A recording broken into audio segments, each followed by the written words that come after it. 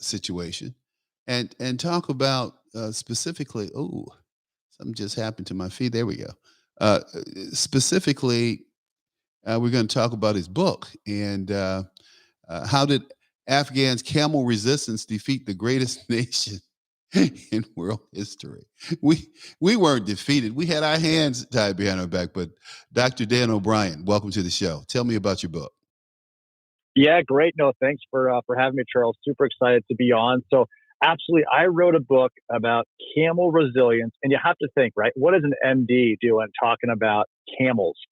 But the big thing with the camel, right? It's the most extraordinary animal. It's been around for about 45 million years. And what makes it different is its ability to perpetually adapt, right? We saw a lot with COVID from a medical perspective, this survival and recovery. But if we can adapt, that is the key. And the camel is the most adaptive animal. Think about it. When it's in a drought, it's able to store water. It's able to release heat. It's able to have balanced hooves to keep itself, balanced as it's walking through the sand. So think about how we're able to adapt. And even it applies to COVID. It applies, Charles, to the military, what we're seeing now, the ability to perpetually adapt in all situations. So that's what the book's really about. It's about camel resilience, Dr. Dan's guide for turning surviving into thriving as well. So it's really, it's an outstanding book. And again, the ability to perpetually adapt is a challenge becoming opportunity. Because a lot of people ask, well, what does adapting really mean? It's a challenge becoming opportunity. So even in the book, Charles, I talk about sports, I talk about healthcare technology. And again, it applies to any current issues that we're facing right now. Now, is there a difference between resilient leaders and camel resistant, resiliency? Absolutely. So that camel resilience has that ability to adapt, has that ability to pivot. So if you take your CEO of an organization or your C-suite or take any employee, right? Sure, we always hear about the word resilient and how they kind of can come back after defeat. But being able to have like, that like Steve Jobs, who lost his exactly. company, got kicked out of his own company, and they brought him back to save it.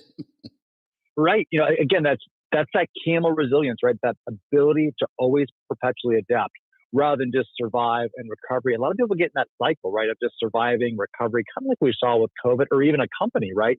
They're trying to always figure out how to survive and then recover. But if you perpetually adapt, pivot in the right direction, that's what leads to success. Okay. Gotcha. I think my next book is going to be about tigers, right? As we form the tiger team, Charles, right? So I'm thinking about, different books with animals, right? Mm-hmm. Sounds like, Doc, you don't have enough time.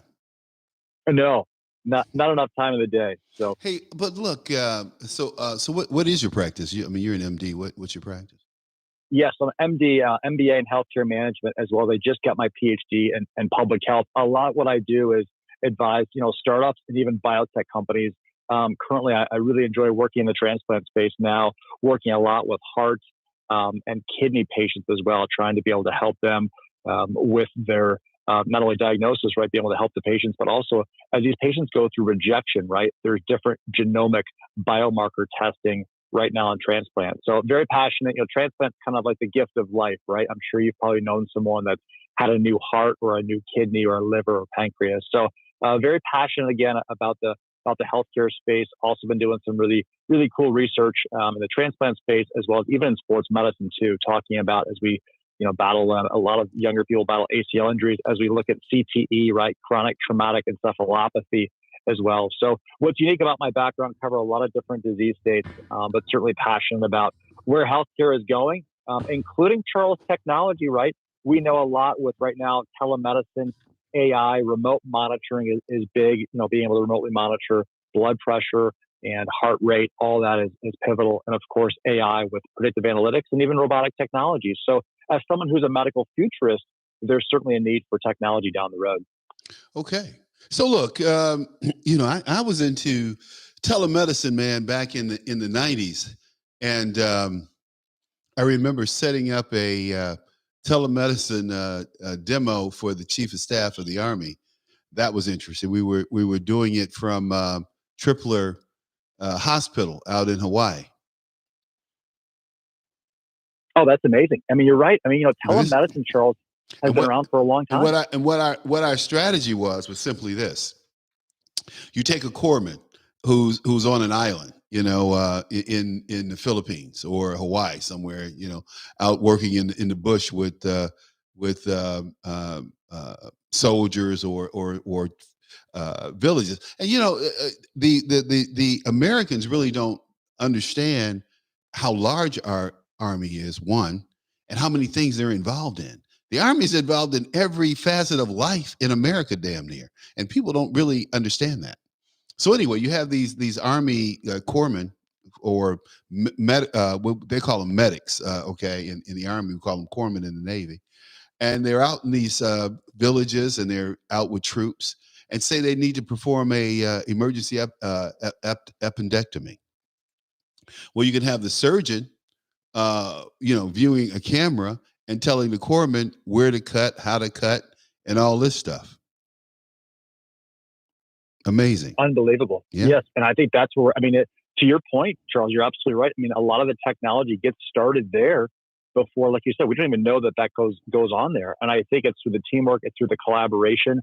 And again, I think through the healthcare technology advances like we're seeing in robotic technology, even telemedicine, it's providing more access to patients. Now, obviously you wouldn't do a level 5 physical exam right through telemedicine if it was a really in-depth, but for your basic follow-up, say a blood pressure or blood sugar follow-up, there's definitely a need for telemedicine, particularly in a lot of the rural countries, rural areas too around the country, as well as even for those, what's big now is the mental illness, right? The anxiety, the depression, bipolar, the opiate use disorder, being able to have virtual chat groups to be able to help those patients, even alcohol use disorder as well. So, because obviously, during COVID, we saw a lot of people battle mental health issues too. So there's a huge need for telemedicine moving forward. Yeah, but people don't know that they're battling mental health issues. Man, I was cooped up for a year, literally cooped up for a year. I was so cooped up that I decided to switch to move. What do you call those things? Cities. I left Chicago. Right. Seriously, I left Chicago and moved to Tampa. Man, I couldn't take it anymore. The killing, the shooting. I knew that. Mentally, I was being stressed. I was being stressed to the point where I felt I was in combat again. Yeah, you're right. There's different areas around the country. Absolutely. And you're right. As far as the mental illness, the anxiety, the depression, I think, getting away from certain environments, having a really good, social group around you, it kind of takes a huge team effort, right? Not only the physician, but the people family don't members, have that. People don't have the team effort. You're right. I was in the middle of a very nasty divorce at the time. And I didn't have that support. I didn't have what I'd had before. Not only did I miss it, you're talking about, spending 20, 25 years with a person and all of a sudden they're not there and they become an adversary. You're talking about a mental health switch, dude. It was like, not that I'm complaining, but Jesus Christ. Absolutely. Yep. It's a lot. And then you have this Corona thing and, I'm not a spring chicken anymore. I'm, almost 70. Yep. And I'm going, wait a minute, I'm having all these life-changing events late in my life that I don't want. Okay. In fact, a buddy just sent me a picture of a woman he wants me to meet in Cartagena, Colombia. So I'm going to be on the first thing smoking this weekend. No, I'm just kidding. But hey, it's really interesting how many of my friends anyway, are looking at moving to Colombia, Cartagena, Colombia, San Jose, Costa Rica, or Nicaragua. So you're right. All of my buddies are looking at moving to Latin America. For obvious reasons. Like Joe Biden and his f-ups. And Americans who this country is so screwed up today.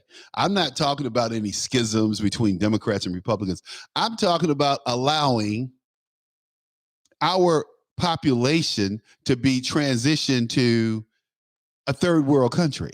I've been to third world countries. I'm not impressed. I'm not impressed with brown people. I'm not impressed with people who speak another language. I've always been around people who didn't speak English. What made this country great, and I say this again, What made America great was America coming here and being Americans. The people who are coming here don't want to be here. They come here for economic reasons. They're bringing all these Afghans here. Well, not, yeah, they only bring you 20,000. I mean, we getting 20,000 crossing the border every night down, Right. down south of the border every week. We getting 20,000 Right. people running here.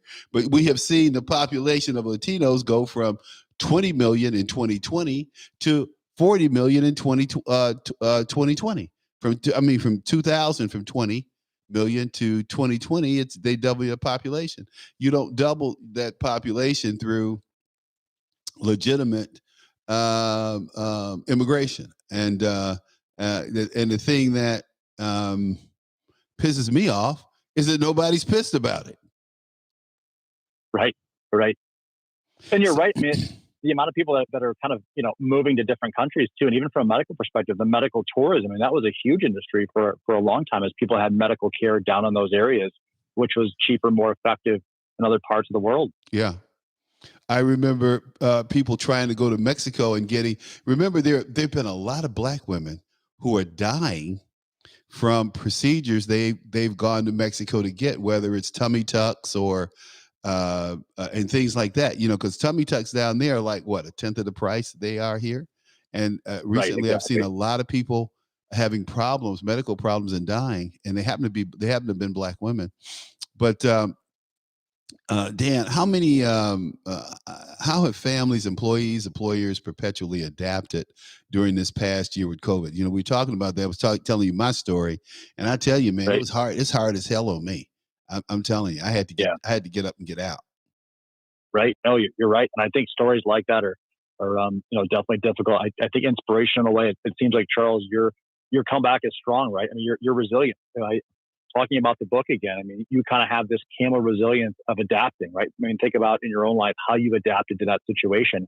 And I think families during COVID think the same thing. I mean, think about as you had one parent maybe working or one parent, maybe at home on Zoom calls, and maybe the kids were home from school. So families really had to adapt during COVID, and it wasn't easy for anyone. Being myself, I've got 4 young kids too. I saw how it was too. I mean, just being able to see that how the different parents had to kind of give and take a little bit to take care of the kids. Man, you kind of look like that quarterback from San Diego, Rivers. I've gotten that before, Charles. Yeah, you look like him. Yeah, you look like him. I know, right? Yeah, Philip Rivers. I love Philip Rivers. Philip is an adapter. I love Philip. I used to live in San Diego. Lived there for 20 years. I'm not a Charger fan for a number of reasons, but I like Philip Rivers. I thought that he was for the kind of ball he played, for what he had, and the kind of a team he had. He was one hell of a quarterback. Yeah. And it's funny. I've actually gotten that. I've been out to dinner and people have come up to me a little bit about that. So I'm a huge football fan. So you should say, hey, I'll sign it, Philip. You got $25. Right. And you're right. And in the book, I talk a lot about sports too, talking about the resilience that athletes have. If we look at even the NBA bubble, the resilience that the owner said, in regards to, all right, we're going to put everyone in a bubble. And that actually, from a business standpoint, became a lot more profitable than they thought. So they actually perpetually adapted as well. Or even take a basketball coach that has to change their. When I looked at how Golden State being in the bubble, and basically all their team was hurt. Everybody was hurt except for Steph Curry and Draymond. And even Draymond, he was hurt, Draymond Green. And so Steph Curry is out here and he's like, hey, screw it. I'm going for mine. They say, hey, do it. Dude, shoot the ball. So he adapted. When he had KJ there, he adapted. KD there, he adapted, Kevin Durant. So, here's a guy who brings a guy on his team who's going to take away from his points every night, and he knows this, but he sacrifices for the team because he knows that's going to lock him in for a win. And when Klay went down, Klay Thompson, if they hadn't had KD, they wouldn't have been a competitor. Like, if KD had been there last year, they would have been a competitor, but they weren't. But it's going to be, I'm looking forward to, and from what I understand, you're talking about adaptability, you're talking about, I tell you, Doc, it really hurts me to look at this title. I'm gonna tell you that up front. You might want to deal with that. and that's how Afghanistan's Camel resistance defeat the greatest nation in history. I hope you're not talking about us, because they really didn't defeat us. Uh, we did not fight a battle. We went in with our hands tied, our eyes closed, unfortunately. But Yeah, no, I mean, absolutely. And I think the military, even to take a page from their book, again, the resilience that the military goes through as well. I mean, I think the patience, the persistence, the dedication that the military has, that you have to perpetually, again, adapt. The military is not kind of in a survival recovery mode, but think about how they have to adapt numerous times, throughout their mission, just as a basketball coach has to adapt during the game to be able to make substitutions, to be able to make changes. So I think it's this ability to perpetually adapt is really important. yeah. So as we go along here, I don't have, and I don't know about you, but I've said this before. I don't have a lot of sympathy or empathy for the Americans who are left behind. And the reason that I don't is because they were told to get out. They were told to leave. Trump told them last year, we're pulling out. You guys need to split.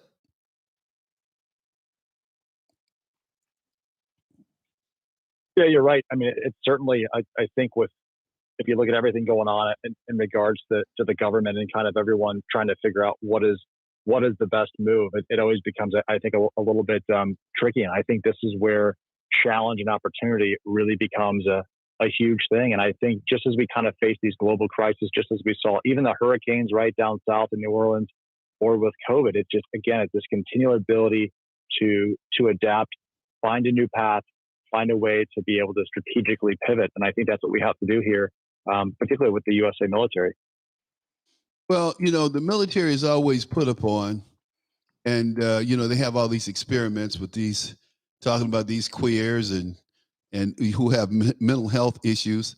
I refuse to participate. I always tell these LGBTQ people, I refuse to participate in your mental illness. So whatever you got going on, I'm not even dealing with it, because I think that when you try to participate in their craziness, you become crazy. I'm not participating. Right. I just refuse to do it. And I don't care who gets mad, whose feelings are hurt. I'm not interested about their feelings. I could care less about their feelings, because I think a lot of this craziness in our society came about with the civil rights movement and Black people demanding to be treated like human beings. So now pedophiles are like, well, I should be allowed to love little children because that's what I feel. And I'm going, are you? And people are actually trying to validate pedophilia, and I'm going, oh, hell no.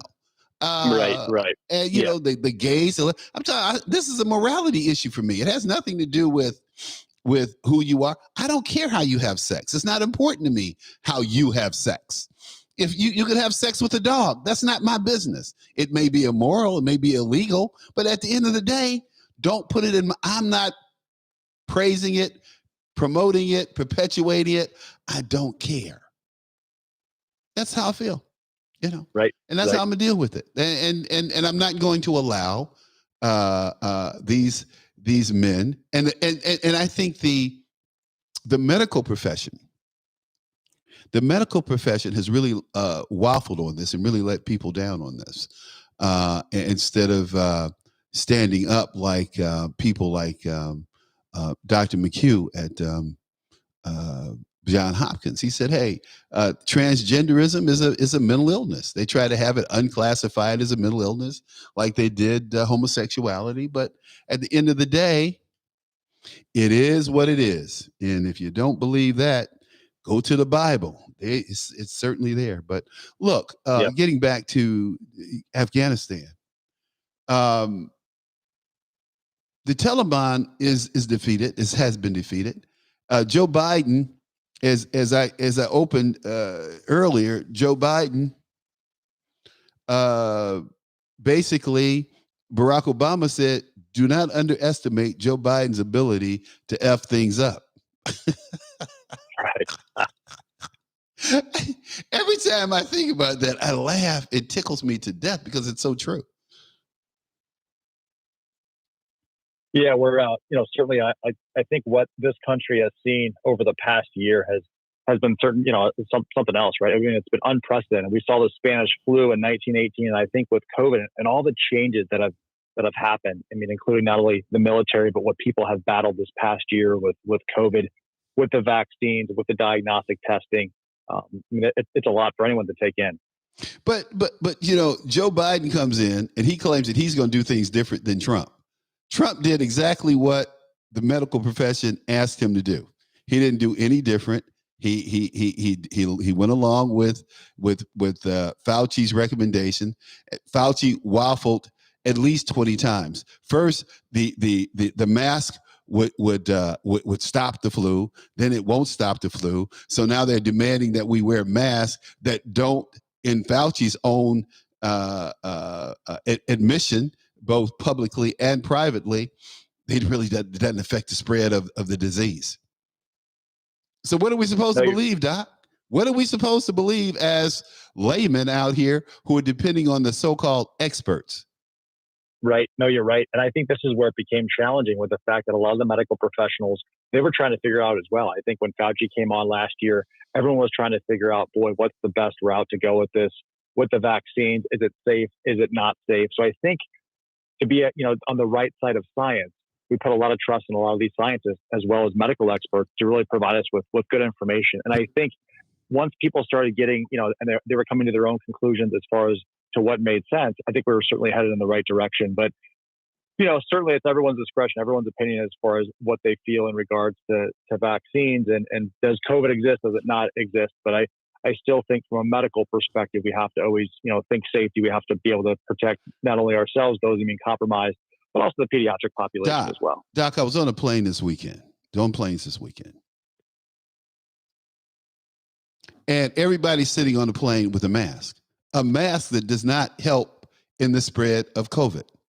So you're sitting here and you're eating pretzel, and I conform because at the end of the day, I don't want any hassles. I don't want anybody confronting me because I'm gonna punch him out. Because at the end of the day, I'm just not a person who's that tolerant of what I perceive to be men who are males. They're not men. I don't see many men in American society today. I see a lot of men who have a lot of mouth, but they can't back it up. Right. So I'm one of those kind of guys I'm like, dude, don't get in my face unless you can back it up. And, I'm not a girl. I'm not a sissy. We've transitioned and allowed ourselves to transition to this sissy society because of these damn women. I am tired of women and men. Women have destroyed public education. And I'm just going to put it where it is. Women and unions have destroyed public education. It used to be you came to school to learn. You didn't come to school to get a meal. You didn't come to school to socialize. You came to school to get some knowledge. Mm-hmm. These women, I feel so sorry for my students. No, you're supposed to teach your students, bitch. Excuse me. You're supposed to teach your students, lady. Teach them. Right. Yeah, I feel they don't. I remember I asked I was doing my Richard Pryor routine there for a minute. But, I asked the union president of Chicago Teachers Union, a very powerful woman, lady named Carol Lewis. I said, Carol, how do you justify having the third highest paid teachers in the country, and you have some of the lowest test scores in the country? And this is what she said to me with a straight face. She said, well, Charles, first, we have to make sure the children are fed. And then we have to make sure that they're mentally ready to learn. So we have to be psychologists, sociologists, things like that. Mm-hmm. And then we teach. What happened to reading, writing, arithmetic, dude? And then when you talk reading, writing, arithmetic, you got all these PhDs who have all these screwed up ideas about learning. Well, why can't 2 and 2 be 5? Because 2 and 2 is not 5, idiot. You're missing a digit. That's why. Right. It's like you're right. Hey, I'm old school like that too, as far as the thinking with that. Absolutely. But if I'm right, why don't more people fight and think like me? Yeah, no, you're right, and it's almost a little bit like healthcare technology, right? Where it's, again, more advances, more and more technology. Sometimes it's not necessarily the best thing, particularly for. I look at it almost, Charles, like your A student, right? Does your A student really need a whole lot of resources, a lot of technology, whereas maybe your B, C, D student needs a lot of resources. So maybe additional, let's just say, healthcare technology may be needed for that. So you're right. I think that's kind of it depends, maybe student upon student a little bit. Well, when I look at student upon student, let's look at student upon student. When I take the time to look at students, um, what people tell me and what students tell me is that most of the resources are given and time is given to bad students. You have students acting out in class because they want attention. They need attention. And generally, when you have male students acting out, it's because they don't have any males to interact with, any adult male to interact with. Uh, I was looking at a story the other day, and these are stories that are popping up more and more in the Black community about mothers who are killing their children, Black mothers who are killing their children. This was almost unheard of until the 2000s, where these mothers are realizing that the welfare system is not going to take care of them. Having a vagina and producing children out of wedlock is not a loving, caring environment. The government, this government, I remember my grandmother back in the 30s, 40s, when she had my mother in 1931, and she was a widow. And she could not get ADC, aid to dependent children, because she was Black. That was written in the law that Black women could not participate in aid to dependent children because they were part of the workforce. Sure, you're so right. when you look at FDR's policies in the New Deal, they were racist policies that were specifically geared to write Black people out of participating in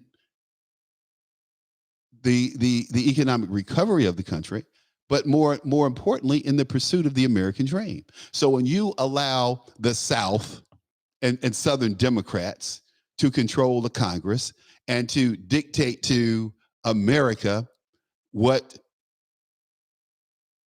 America would be and talk about states' rights, the Constitution supersedes states' rights. Am I right or wrong? You're right. So why do we need a civil rights movement? You're absolutely right. Why do we need a civil rights movement? Charles for president. I say Charles for president. Well, I don't want to be president. I think it's a suck ass job, to tell you the truth. I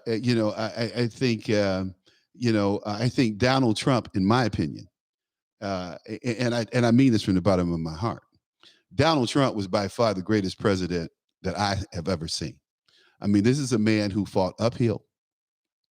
He fought our battles, and he fought for the American people. And I can tell you right now, if I had to go, Dan, if I had to be president or a representative, I would fight for the people. I don't play.